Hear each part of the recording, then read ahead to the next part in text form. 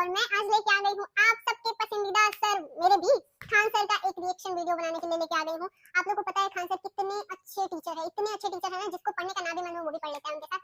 और चलो देखते हैं कैसे लगते हैं हमारे खान सर के वीडियो, और जिसमें वो बताए हैं ना कि जिसमें उन्होंने बताया है कि भारत में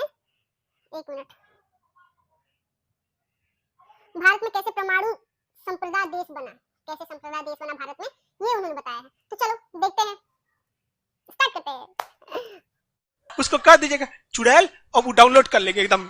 याद करो फलाना तारीख इतना बज के इतना मिनट चुड़ैल बोल रहे थे, भूकंप आ रहा था यहाँ।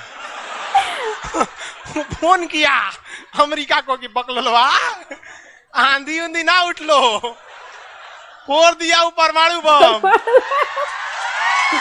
थोड़ा बहुत कॉम्प्रोमाइज करके चलिए, भीड़ रहता है ना तो बहुत दिक्कत हो जाता है। लड़की लोग को कहते हैं जितना तकलीफ लड़के सह के पढ़ते हैं ना, आप लोग पढ़ाई छोड़ दीजिएगा। इन बेचारों को देखिए ना कितना मेहनत है। देखिए इसको, किसी लड़की को हम बोल देंगे काला साड़ या मंगरेला तो कल से क्लास छोड़ देगी, कोई ठीक नहीं, जाके एफआईआर लिखवा देगी। ये बेचारों को झोरते रहते हैं, डांटते रहते हैं, जमीन पे बैठा रहता है, लसराया रहता है। इसे हाँ, लड़कों का दिल एक्चुअली होता ही नहीं है ऐसा। हम तो अपने को भी बोल देते हैं मंगरेला। लड़के किसी चीज को न सुनते ऐसे निकाल देते हैं, मतलब वो खराब चीज को सुनेगा सब निकाल देगा सब। लड़की उल्टा होता है, वो बढ़िया का चीज निकाल देती है। हाँ, खराब का डाउनलोड कर लेती है सब। उसको कह दीजिएगा चुड़ैल, और वो डाउनलोड कर लेंगे एकदम। याद करो फलाना तारीख इतना बज के इतना मिनट चुड़ैल बोला था। चलो डिस्टर्ब नहीं, चलिए याद देखिए। ये नहर का नाम बता सकते हैं? इंदिरा गांधी नहर। दुनिया की सबसे लंबी सिंचाई नहर इंदिरा गांधी ने। दुनिया की सबसे लंबी नहर भी तो इंदिरा गांधी। 1974 में इंदिरा गांधी ने डिसाइड किया कि हमें क्या बनाना है, परमाणु बम बनाना है। कब डिसाइड किया इन्होंने? 1974 में। बट उस समय हम लोग उतना डेवलप नहीं थे, तो हम लोग यहाँ पर मई 1974 परमाणु बम का परीक्षण करने के लिए सोचे। लेकिन 1974 में हम लोग उतना डेवलप नहीं थे। 1974 में हम लोग के यहाँ मोटरसाइकिल नहीं थी बढ़िया, राजदूत उष्टूत टाइप का थी सब। वहां फ्रीडम तो इधर आया है यार, 1974 में फ्रीडम कहाँ था, यमाहा वगैरह था। यहाँ पर इन्होंने पोखरण में परमाणु परीक्षण किया, लेकिन गलती से वो उतना सक्सेस नहीं हुआ जितना होना चाहिए था। उस परीक्षण का जो नाम था, उसका नाम था स्माइलिंग बुद्धा। क्या नाम था? स्माइलिंग बुद्धा। तो हो गया बात वही, भड़कइबो किए लोग, फूस दे करके रह गया, पकड़ा गए हम लोग। अब अमेरिका हम लोग पे दबाव बना दिया। अमेरिका ने एक नियम बना दिया CTBT और CTBT, comprehensive test ban treaty. कोई भी व्यक्ति परमाणु बम का परीक्षण नहीं कर सकता है, और बैन लगा दिया। ना आपको जल पे परीक्षण करने देंगे, ना थल पर परीक्षण करने देंगे, ना हवा में परीक्षण करने देंगे, पूरा बैन लगा दिया। और NSG बना दिया, national supplier group, nuclear supplier group, कि कोई भी देश भारत को मतलब यूरेनियम नहीं देगा। तो हम लोग बस यूरेनियम ही नहीं था, चोरी छुपे हम लोग यूरेनियम मंगाते भी तो CTBT था, परीक्षण करने नहीं देगा। भारत ना NSG को माना है ना CTBT को माना है, और NPT लगा दिया, न्यूक्लियर नॉन प्रोफिलरेशन ट्रीटी, नाभिकीय अप्रसार संधि, की कोई भी देश दूसरे देश को मतलब टेक्नोलॉजी नहीं बेचेगा कि परमाणु बम बनता कैसे। मतलब साला चोट्टा चारों ओर से घेर दिया। कभी कभी गरिया देते हैं यार, क्या हम मशीन थोड़े हैं कि जो सेट कर दिए वही बोलेंगे। देश पे बात आती है तो हम सब भुला जाते हैं। तू दोस्त है, ट्रम्प है कि बाइडेन है, सोच रहा भाड़ में जा तू कोनो चीज हो। यहाँ पहले हमको मतलब तुम बनाओ परमाणु बम, कोई दिक्कत नहीं, हम लोग दिवाली वाला धुकधुकुआ बनाएंगे। मतलब NPT क्या कहता है? न्यूक्लियर नॉन प्रोफिलरेशन ट्रीटी, नाभिकीय अप्रसार संधि, कि कोई देश दूसरे देश को परमाणु टेक्नोलॉजी नहीं देगा। NSG, कोई देश मतलब बिना परमिशन, NSG के बिना मीटिंग के मतलब यूरेनियम सप्लाई नहीं करेगा। और यूरेनियम उसी को सप्लाई करेगा जिसने CTBT पर साइन किया कि हम परमाणु बम का परीक्षण नहीं करेंगे। जी भाई साहब, परीक्षा माने बम बना के क्या कर लेंगे? मान के चलिए हमारे पास टेक्नोलॉजी आ गया, ठीक है, और एनएसजी से हम सप्लाई करके यूरेनियम भी ले लिए। एनपीटी कहता है बम परीक्षण नहीं करने देंगे। तो भाई बना के रखने से थोड़े होता है, एक बार पटके उठ के तब ना समझ में आएगा काम कर रहा है कि नहीं। पता चला बना के रख लिए, युद्ध में पटके तो धुआं दे के रह गया। ट्राई नहीं करेंगे, एक बार परीक्षण देखेंगे, चारों ओर से हम लोग को घेर दिया था। अब भारत वाले वैज्ञानिक भी तो मतलब है सब उसी हिसाब के ना। भारत वाले ने कहा कि एक काम कीजिए, एक समझ में नहीं आ रहा है, अमेरिका से कहिए तू हमारे यहाँ परमाणु बिजली घर लगाओ।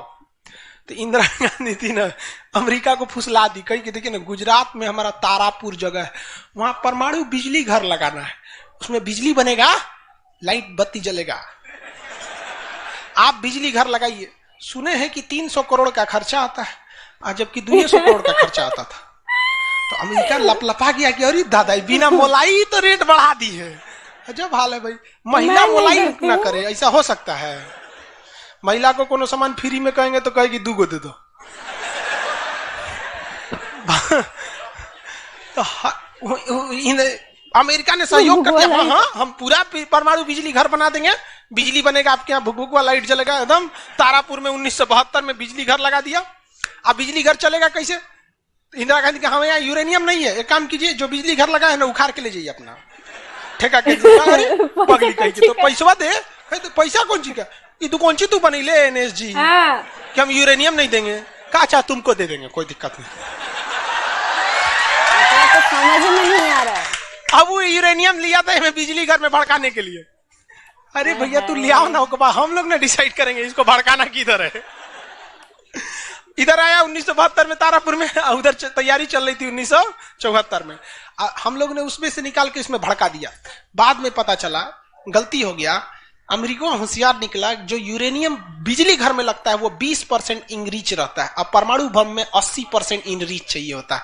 हमसे गलती हो गया, सोच रहे जातो गया भातो ना मिला, भड़काइयो दिए, बदनामो हो गए लोग, और सब सतर्क हो गया, सब हरक गया। सब देहात में बोला जाता है ना, हरक गया सब। हम लोग को पता नहीं था, हम लोग कच्चे मसाला पे भड़का दिए थे लोग। अब क्या हो, सब 75 को नियम लगा दिया, हम लोग को कोई देता ही नहीं था। तो बस अब भारत में वैज्ञानिक, इंदिरा गांधी ने प्रोग्राम को कैंसिल नहीं किया, कहा कि बनाइए। अब भारत में धीरे धीरे आगे गए, एक से एक वैज्ञानिक मिल गए सब। उसमें एक चिदम्बरम थे, बहुत मशहूर वैज्ञानिक, और उसके बाद मिल गए हमारे एपीजे अब्दुल कलाम, सोने पे सुहागा। इन्होंने परमाणु बम बनाने की पूरी तैयारी कर ली। अब तब तक लेकिन कोई भी प्रधानमंत्री डरे उन लोग को खुली छूटे नहीं देता था कि परमाणु भड़काइए, क्योंकि अगर फूस हो गया, देखिए भड़क के सक्सेस हो गया तो किसी के बाप की औकात नहीं फिर कुछ बोले, भड़का दीजिए उसको। उसके बाद कौन सी बोलता है, ले आओ रे, ले आओ तो कौन सी है नहीं। लेकिन अगर भड़काए और फूस कर गया तब तो पिटा जाएंगे। जापान पर परमाणु बम मार दिया था अमेरिका, जापान चुपचाप देख लिया था। जापान के पास परमाणु बम रहता ना, अरे बाप रे बाप, उनको तो दिखाया रहता, जापान वो मारा रहता ना जिसका कोई हद नहीं। मजबूरी हो गई थी। तो भारत के सामने यही रास्ता था कि भैया अगर भड़का दिए और अगर सक्सेस नहीं हुआ तो इस बार माफी मिलने वाला नहीं है, क्योंकि 1974 में एक बार माफ कर दिया ऐसा। लेकिन अटल बिहारी वाजपेयी का जब नेतृत्व आया प्रधानमंत्री का, तो अटल बिहारी वाजपेयी ने कह दिया था भैया कुछ भी हो जाए, कुछ भी हो जाए, हमारा देश रहना चाहिए। आज के नेता रियलिटी बताते हैं। अटल, हम और आप उस पीढ़ी में से हैं जिन्होंने एक साथ दो महापुरुष को अपने देश में देखा, राष्ट्रपति के रूप में एपीजे अब्दुल कलाम और प्रधानमंत्री के रूप में अटल बिहारी वाजपेयी। और ये सौभाग्य पृथ्वी पर अब किसी को नहीं मिलने वाला है, क्योंकि ये ऐसे लोग थे जिनका अपना परिवार बाल बच्चा कुछ नहीं, देश ही समझा, मतलब देश है, मतलब देश है यहाँ पे, और कुछ नहीं यहाँ पे। गलवान में चीन घुसा है ना, छोटा अटल बिहारी वाजपेयी रहते तो क्या बता रहे, तो दिखने में बुढ़ा थे अटल बिहारी वाजपेयी। यहाँ पे बड़े बड़े जवान लोग का छक्का छुड़ा देते थे बॉर्डर पे। उन्होंने खुला छूट दिया एपीजे अब्दुल कलाम को, कहा कि आपको हमारे परमिशन की जरूरत ही नहीं है, आपको जो करना है करिए, हमको नहीं, हमको बस परमाणु बम चाहिए, हमारी सरकार रहे चाहे सरकार गिर जाए। और रियलिटी में है, भारत में अटल बिहारी वाजपेयी अगर परमाणु परीक्षण न करते तो भारत पर अमेरिका सैंक्शन नहीं लगाया रहता और अटल बिहारी वाजपेयी की सरकार नहीं गिर जाती। लेकिन अगर वो अपनी सरकार को सोचते तो कोई भी शिक्षक मंच पर खड़ा होकर किसी प्रधानमंत्री का खुलेआम तारीफ नहीं कर सकता, वरना कितने प्रधानमंत्री आए, कितने गए, किसी के लिए शब्द नहीं निकलता है। तो इतिहास हमेशा याद रखिएगा, आपको न्यौछावर करना पड़ेगा। यहाँ पर ऐसे चमचागिरी करने से किसी का नाम लेता आदमी, लेकिन विरोधी भी जिनका नाम लेते हैं ऐसे महापुरुष थे अटल बिहारी वाजपेयी, एपीजे अब्दुल कलाम। कोई है जो गिर जाएगा? हाँ, उसे जो अपने बेचारा शर्मा जाएगा, किसको बोल रहे। उन्होंने खुला छूट दिया और कहा कि जो करना है करिए। एपीजे अब्दुल कलाम कहे ठीक है, लेकिन अमेरिका को पता चल गया कि सोचा एपीजे अब्दुल कलाम चल गया वहां, ये पक्का सफल कर देगा, तो उसने उसके ऊपर ना सैटेलाइट छोड़ दिया। अमेरिका से सैटेलाइट छोड़ा और भारत के ऊपर यही बात तो मेरे को खान सर की अच्छी लगती गलती है। कर दिया अमेरिका से। सुना, एपीजे अब्दुल कलाम को फुसलाने के लिए नासा बुलाया, आइए ना, आइए नासा आइए, तो एपीजे अब्दुल कलाम चल गए और कहा कि देखिए देखिए कितना बड़ा बड़ा मशीन है नासा में, ऐसा ना इंडिया में है, टूटल फूटल स्टेपलाइजर रख ले रहता है, स्टेपलाइजर का नट उठ जाता है तो पिलास से दाब के करता है। कहा वहां वैज्ञानिक बने, यहाँ आइए हम आपको नासा का हेड बना देंगे। यहाँ पर कहा कि ठीक है, हम नासा का हेड हम क्या करेंगे, हमारा कौन है, ना बाल बच्चा ना कुछ, एक को चीज है मेरे लिए, मेरा दुनिया में कुछ नहीं है, केवल और केवल मेरी भारत माँ है, आप वो भी छीन लेंगे हमसे, ऐसा थोड़े हो सकता है। उन्होंने कहा नहीं, और यहीं ससुरा उससे गलती हो गया। वहीं पर उन्होंने देख लिया था कि अमेरिका ने भारत के ऊपर क्या लगा रखा है, सैटेलाइट मॉनिटरिंग के लिए, और वहां पे उसने अमेरिका की सबसे बड़ी गलती हो गई। यहां आने के बाद उन्होंने बता दिया, देख भैया हम जो जो काम कर रहे हैं ना, सारा अमेरिका क्या कर रहा है, सैटेलाइट से देख रहा है, तो सब वैज्ञानिक का असर ले, भड़काने से पहले तैयारी करना पड़ता है 1.5-2 महीना की। अब क्या किया जाए, देखो भाई, इस अमेरिका की जो सैटेलाइट जाता है, दोबारा घूम के आने में ना लगभग 1-1.5 घंटा का गैप हो जाता है। इसी बीच में जो करना है करो, कहा कि 1.5 घंटा में कौन सी करेंगे। तो अटल बिहारी वाजपेयी ने खुला छूट दिया था किसको, एपीजे अब्दुल कलाम। एपीजे अब्दुल कलाम ने कह दिया ना कि एक काम कीजिए, ऐलान कर दीजिए कि यहाँ मिलिट्री एक्सरसाइज होने जा रहा है, सेना यहाँ युद्ध अभ्यास करेगी, कैसे युद्ध लिया जाता है, एकदम ओरिजिनल युद्ध का मैदान। अब युद्ध में कहीं घर बन रहा है तो कोई पूछ रहा है काहे लिए बन रहा है, तो इसी पे बम मार के प्रैक्टिस करेंगे। घर नहीं बन रहा था, वो इसलिए बन रहा था कि परमाणु बम कितना खतरनाक होगा। लोगों को लगा कि फौज इस पे मार के देखेगी कितना तबाही मचा रहा है। भाई साहब बकलोल, वो तैयारी अब्दुल कलाम ने करवा रहे थे कि जब फोड़ेंगे तो देखेंगे कि घरवा उधियार है कि नहीं। तो लोगों को लगा हम मिलिट्री एक्सरसाइज कर रही है, सब चीज काम हो गया। लेकिन अमेरिका को कहीं ना कहीं भनक लग गया, क्योंकि हर घर में सतयुग से कलयुग तक साले विभीषण हर जगह मिलते हैं। भारत में कोनो जाके कह दिया वहां पर, तो भनक लग गया। तो अमेरिका ने उस सैटेलाइट की टाइमिंग घटा दी। अब जो घंटों का गैप रहता था वो चंद मिनटों का गैप रह गया, 20-20 मिनट का गैप रहता था। लेकिन इन लोगों ने अपना काम निपटा के रख दिया था। लेकिन समस्या ये थी ना कि सब चीज तो बन के रेडी हो गया, हर चीज रेडी हो गया, लेकिन अगर परमाणु बम फोड़े और फूस करके रह गया, तो समस्या यही थी। भड़क गया तो टेंशन ही नहीं था। तब क्या किया गया, सैटेलाइट हुआ तो रहेगा।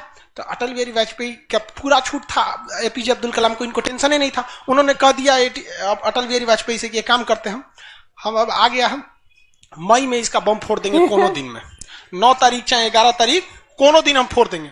तो कहें कि भाई आपको जो करना है करिए ना, हमको मत बताइए, हमको बस परमाणु बम चाहिए, बाकी अमेरिका कौन चीज करेगा हम देख लेंगे यहाँ पर। तो अटल बिहारी वाजपेयी से खुला छूट मिल गया। अब इन्होंने 9 मई 1998 डेट क्या कर दिया, डिसाइड कर 2 दिन किया था, एक 9 मई को भी, फिर 11 मई को। पहले 11 मई 1998 शक्ति 98 कोड नाम था। जैसे अमेरिका का सैटेलाइट गुजरा, पूरी तरह से कैलकुलेशन हो गया था कि कैसे कैसे होने वाला। अमेरिका का सैटेलाइट जैसे गुजरा, तुरंत यहां पे भारत का परमाणु बम को ब्लास्ट किया गया। और जैसे ब्लास्ट हुआ तो जो मिलिट्री एक्सरसाइज कर रही थी उसको तो भेज दिया गया था 2 दिन पहले ही। जो बिल्डिंग विल्डिंग बनाई थी वो खाली पड़ल था, धाए दे गायब हो गया बिल्डिंग, पूरा धुआं धुआं हो गया, पूरा भयानक। अब परमाणु बम क्या हो गया, लगभग सफल हो गया। वैज्ञानिकों को लग गया था सफल हो गया, लेकिन भाई अब ये फोड़े, अभी कैसे पता चल जाएगा सफल हो जाएगा। आप अंदाजे ना बता सकते कि भाई इतना तबाही एक अच्छा ही बम ला सकता है। लेकिन तब तक सैटेलाइट उसका घूम के आ रहा था और पकड़ लेता, तब क्या होता, मान के चलिए पकड़ लेता, पता चला कि सफल ही नहीं हुआ है, खाली धुआं कर दिया, गड़बड़ हो गया। तुरंत अटल बिहारी वाजपेयी को फोन किए एपीजे अब्दुल कलाम कि तुरंत आप मौसम विभाग को कहिए कि राजस्थान में भयानक तूफान आया है, कोई नहीं जाएगा। अटल बिहारी वाजपेयी ने तुरंत घोषणा करा दी, राजस्थान के लोग अपने घर में रहे, बहुत भयानक तूफान आया है। अब उसका सैटेलाइट आ रहा है तो देख रहा है धुआं हुआ है, तुरंत मैसेज भेजा नासा में, धुआं हो गया यहाँ पे। कहीं मतलब धुआं हुआ है, तूफान आया है वहां पे। तूफान आया है, सोचा। वहां से चला गया, तब परीक्षण देखा गया, एकदम सक्सेस। अब टेंशन ही नहीं है, एक और फोड़ दो, 2 को फोड़ दिया गया, पूरी तरह से सक्सेस हो गया। और ससुरा अमेरिका को अभी तक पता है कि वहां तूफान आया है, अरे वहां दूसरा तूफान आया है। अब भारत में कुछ भी कहिए तो डर तो लगता है, भाई अमेरिका बहुत खतरनाक देश है। आज हम लोग भले शक्तिशाली हैं, 1998 में हम लोग को पाकिस्तान आके दिखा देता था, 99 की करगिल वार याद कीजिए। आज हम लोग बहुत आगे निकल गए, लेकिन उस समय बहुत पीछे थे हम लोग। अब डर तो था ही। अब भारत के प्रधानमंत्री सब राष्ट्रपति सुखमुकाइल थे, अमेरिका क्या करेगा ओके पते नहीं। 9 तारीख बीत गया, 10 तारीख बीत गया, पता ही नहीं चला अमेरिका को। अटल बिहारी वाजपेयी अब्दुल कलाम से पूछे कि महाराज तो सोचा कुछ सुखमुकाइए नहीं रहा है, तो करे ओकरा पते ना चलल है। एक काम करते हैं, आप धड़ल्ले से फोड़ देते हैं, क्या फायदा है हम। तो फिर 11 मई को 3 गो और फोड़ दिए, 2 गो गायब करके। जैसे परमाणु बम निकला धाम से फोड़े, पता ही नहीं चला। दूसरा, लेकिन भाई धड़ाधड़ 5 गो फोड़ दीजिएगा तो पता चल जाएगा कि नहीं पता चल। ये डाउट हो गया पाकिस्तान को, जनते का है। हम लोग फोड़ रहे थे यहाँ पे, भूकंप आ रहा था यहाँ। फोन किया अमेरिका को कि बकलवा आंधी उंधी ना उठ लो, फोड़ दिया वो परमाणु बम।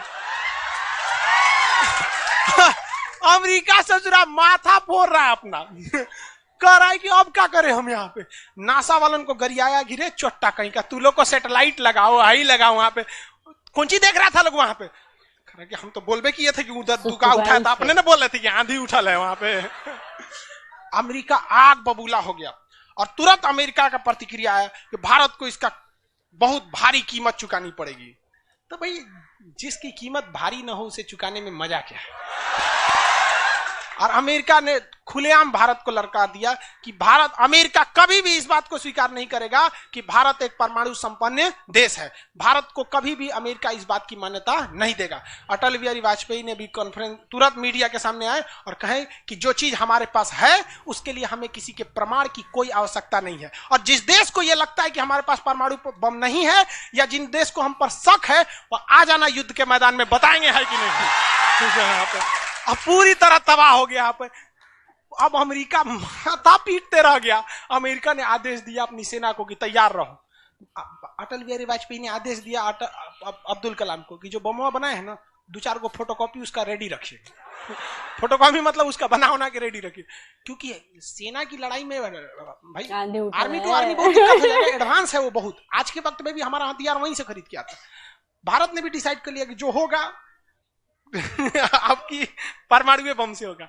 अमेरिका भी डर गया कि ना मजा क्या बात है, वो बम बना के रख ले था, डरे नहीं फोड़ रहा था। एक हफ्ता तक देखा कि भारत को क्या हो रहा है, देखा कि कुछ नहीं हुआ, इहो चुप पे फोड़ दिया। अमेरिका एकदम ककुआ गया, एकदम कह रे चट्टा कहीं का तू क्या फोड़ा रे। तो पाकिस्तान में झाड़ दिया अमेरिका को कि हमरे बोलेंगे कमजोर जान के, फोड़ले आपके आप बाई तो एकरा नहीं बोलेंगे। हम कमजोर हैं तो हमरा बोल देंगे। एक काम कीजिए, आप भारत को जो सजा दीजिएगा हम भी वही सजा काट लेंगे। सोचा हमरे पे खेल गया। हम ही लोग पे खेल गया पाकिस्तान। अब भाई अमेरिका टेंशन में आ गया। अमेरिका ने भारत पर एम्बार्गो और प्रतिबंध लगा दिया। जैसे अभी सऊदी अरब पे प्रतिबंध लगा दिया, कल के वीडियो में बताए थे, सऊदी अरब का डस्टबिन बना दिया वहां के। तो वहां पर अमेरिका ने भारत पर प्रतिबंध लगा दिया। कोई देश भारत से सामान नहीं खरीदेगा। जो जो चीज जरूरत की थी सब चीज पर बैन लगा दिया। भारत की अर्थव्यवस्था डूब गई, पाकिस्तान की भी अर्थव्यवस्था डूब गई, लेकिन भारत को बचा लिया। भारत के 55 लाख कुशल कारीगर जो विदेशों में काम करते हैं। आप प्रतिबंध लगाइएगा भी तो पूरी दुनिया का कारखाने ठप हो जाएंगे, क्योंकि हर जगह भारत के वहां वर्कर काम करते हैं। और अमेरिका या सीबीएसई वाले जो वर्कर होते हैं वो स्पेशलिस्ट होते हैं। पेंट मारता है तो पेंटे मारेगा। भारत का मिस्त्री मल्टी टैलेंटेड होता है। पेंट मार रहा है उसको काटी ठोक दो तो बिजली वाला काम कर दे, तो हाँ तार और घींच देते हैं। मल्टी टैलेंटेड होता है और काम भी बहुत ज्यादा करता है। काम हम जब 5 बजे कर देगा तो आदमी अच्छा बोरा नीचे उतार दे, तो सब बड़ी काम कर देता है। मेहनती होता है सब, कोई दिक्कत नहीं है उन सब में। खाना नहीं भी है तो कोई दिक्कत नहीं, निकालेगा जो खाई नहीं है चालू। तो पूरी दुनिया से भारत को पैसे आ रहे थे। पूरी दुनिया भारत में क्या, भारत के हजारों वर्कर लाखों काम कर रहे थे, भारत में पैसा आ रहा था। तो हमारी अर्थव्यवस्था पे उतना भयानक प्रभाव नहीं पड़ा, लेकिन पाकिस्तान की अर्थव्यवस्था तबाह हो गई। इसकी यहाँ के कोई वर्कर को ले भी नहीं जाता है। अरे चोटा कब मार करेगा कोई ठीक है नहीं है यहाँ पर। ये सब इतने बड़े बैल होते हैं सब पाकिस्तान वाला। अगर पाकिस्तान के एक मोहल्ला से 5 आदमी विदेश गया है ना, वहां अच्छा से हंसी खेसी ड्यूटी कर रहा है। अगर उसके परिवार में यहाँ झगड़ा होगा ना तो दोनों वहां झगड़ा कर लेगा सर। तो अब्बा काहे मर लो हमरी खाला को, भारत में तो पूछो मत भाई, वहां मार कर ले। उसकी अर्थव्यवस्था पूरी तरह से बर्बाद हो गई। अब पाकिस्तान के साथ अजीब सी दिक्कत, अरे हमारा भारत है ही अर्थव्यवस्था बर्बाद कर दिया। लेकिन पाकिस्तान भाई साहब, हरामियों में नोबेल पुरस्कार मिलता तो हर साल यही लाता। इसने कहा कि एक काम करते हैं, अमेरिका ने हमको ऐसा बर्बाद किया है कि परमाणु बम होने के बावजूद हम तड़प के रह जा रहे हैं, हम भी अमेरिका को तड़पाएंगे। यह कहता है ना कि हम किसी से खरीद नहीं सकते हैं, व्यापार नहीं कर सकते, एक काम करते हैं, हम परमाणु बमें बेचते हैं। नहीं पड़ा। सचरा उत्तरी कोरिया को बेच दिया। किंग जोंग पगला को देखे, उसका टेक्नोलॉजी पाकिस्तान दिया है। सद्दाम हुसैन को, ईरान को, सबको बेचने लगा कि सारा थ्योरी ले आके देखता था कि देखिए ऐसे ऐसे परमाणु बम बनता है, लीजिए 20 करोड़ दीजिए जाइए। अब अगला हिसाब, 1 महीना तो काटेगा आदमी, अगला हिसाब देखे।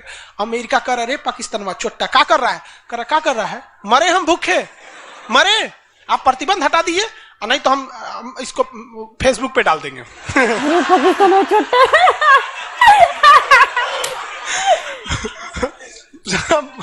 अमेरिका पगला गया, अमेरिका प्रतिबंध हटाया। इस बार फायदा उठा लिया भारत, कहा गिरे ओकरा हटाया तो हमरो प्रतिबंध हटाओ। समझ आ गया कि नहीं? तो गलती से भी अगर हम लोग जब भी एक दूसरे का अंतर्राष्ट्रीय मंच पर साथ दिए हैं तो दोनों को फायदा हुआ है। लेकिन ये चोट्टा उसको समझ में नहीं आता है। अभी भी अगर वो शांति से रहेगा ना तो बहुत आगे जाएगा, और अशांति से रहेगा तो एकदम में आगे चल जाएगा। परमाणु परीक्षण समझ में आ गया? किसी को कोई दिक्कत कहां होता है? पोखरण में। आज भारत परमाणु संपन्न है या नहीं है? परमाणु की आवश्यकता है? अब अमेरिका केस कर दिया भारत पर, कहा कि आपने न्यूक्लियर प्रसार भारत परमाणु संपन्न है। हमने किसी से संधि मंगाया ही नहीं है, हमारे खुद के वैज्ञानिकों ने खुद बनाया है। और ये बात खूब एपीजे अब्दुल कलाम ने बोला था। कौन सी बोलता है चुराए हम बनीले, बताएं कैसे बनता है। कहा कि अच्छा ठीक है ये नहीं है, लेकिन आपने यूरेनियम तो चोरी से मंगाया। कहा चुप चट्टा कहीं का चोरी से मंगाया। हमारे केरल में यूरेनियम निकलता है, जादूगोड़ा की खान झारखंड से निकलता है, उसी से हम बनाए। हम किसी से भीख नहीं मांगे हैं, हम हिंदुस्तानी हैं लोग यहाँ पे, भीख में तो हमें कुछ भी नहीं चाहिए। तो एनएसजी कहा कि अभी तब कहा अब कौन सी पे मुकदमा ठोके, तब इस पे ठोक दिया भारत पे। आपने परमाणु परीक्षण किया क्यों?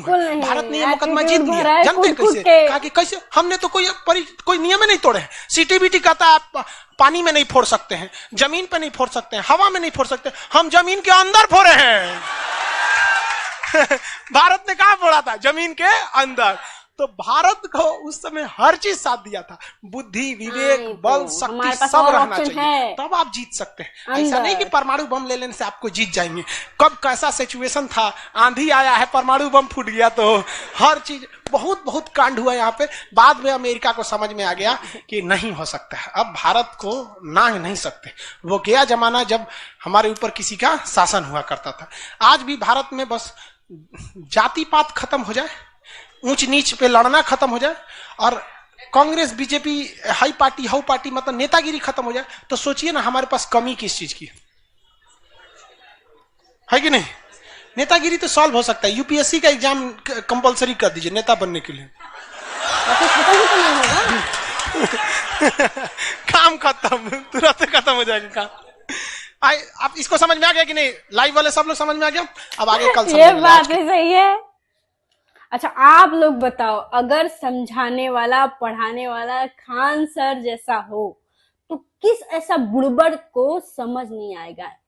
इनका ही भाषा है, लैंग्वेज है खान सर का, किस बुड़बक को समझ नहीं आएगा? ऐसा समझाने वाला हो तो ना पढ़ने वाला भी पढ़ ले। मैं अपने आप को ही बोल रही हूँ, ना पढ़ने वाला भी पढ़ ले। Khan sir is the best. इतना अच्छा बढ़िया सा ज्ञान बांटते हैं ना, कसम से दिमाग में जाके से ताला बंद हो जाता है। कैसा लगा वीडियो आपको जरूर बताना, और सजेस्ट करना कि नेक्स्ट वीडियो किस पे हम रिएक्ट करें। ओके, मिलते हैं दूसरे वीडियो के साथ। Bye bye.